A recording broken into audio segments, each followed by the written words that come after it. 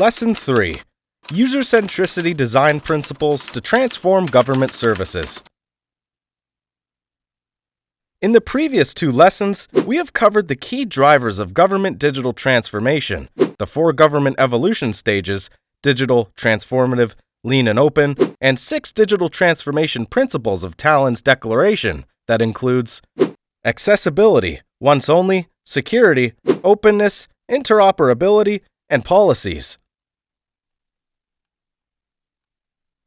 In this lecture, we will go directly to the study of the principles and their implementation examples that will help you build customer-centric services.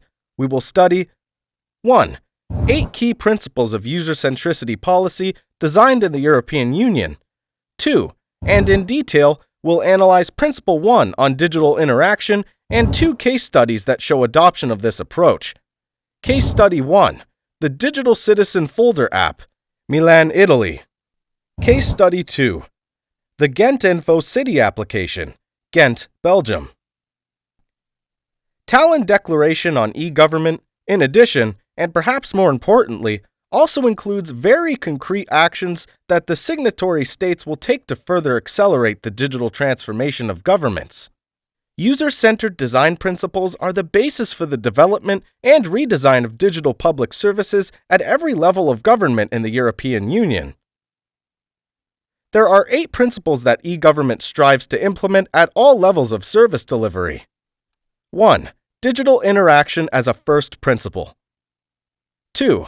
Public services must be accessible, secure, affordable, and user-friendly. 3. The reduction of the administrative burden must be guaranteed in the design or redesign of digital public services. 4. Public services should be digital. 5. The involvement of citizens must be ensured. 6. And there must be incentives to use the services.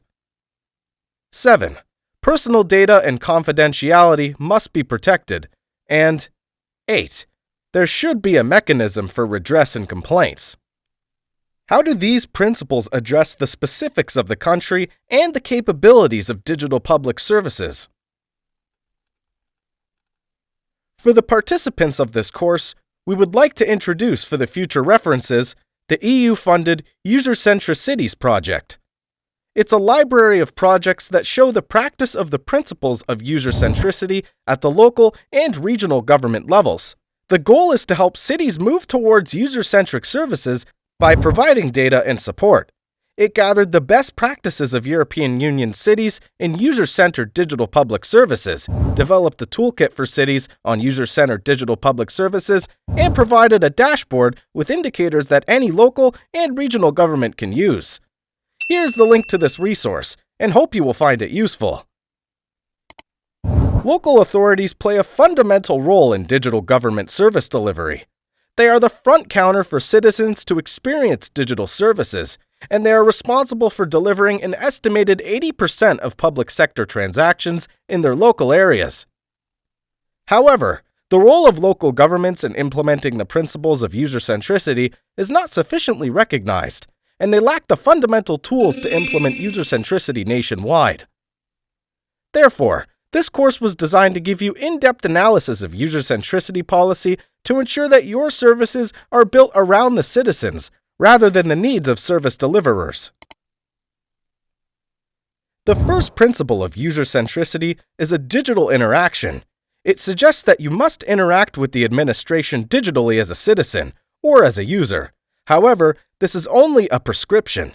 You must recognize that a digital-only policy is not possible today when it comes to digital public services.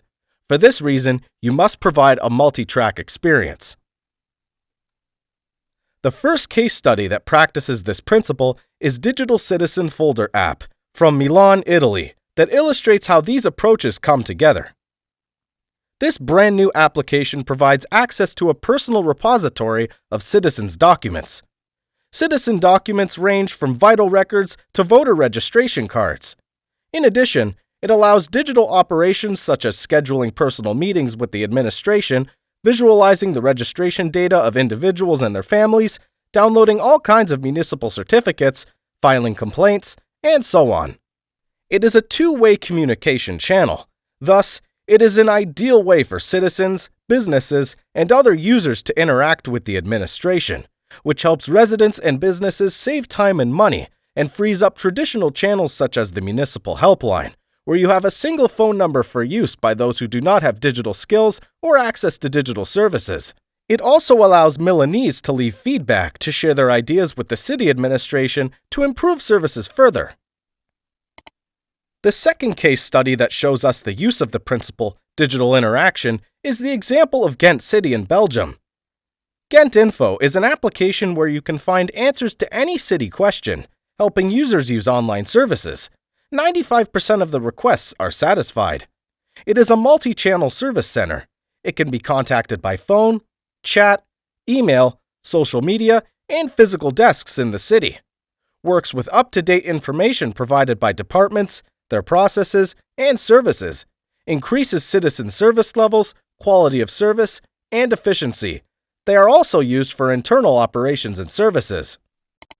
In this session, we have covered 8 key principles of building user-centricity services: digital interaction, accessibility and security, the reduction of the administrative burden, services digitalization, citizen involvement, incentives to use digital services, data protection and privacy, and feedback mechanism. We also have studied first principle of user-centricity, digital interaction, and 2 cases of its successful implementation. Those cases clearly state that a key success factor is to provide multi-channel interactions with citizens by phone, online, chats, social media, etc. In the following lesson, we will continue with the second and third principles of user-centricity, which are accessibility, security, availability, and findability, and reducing the administrative burden. Thank you.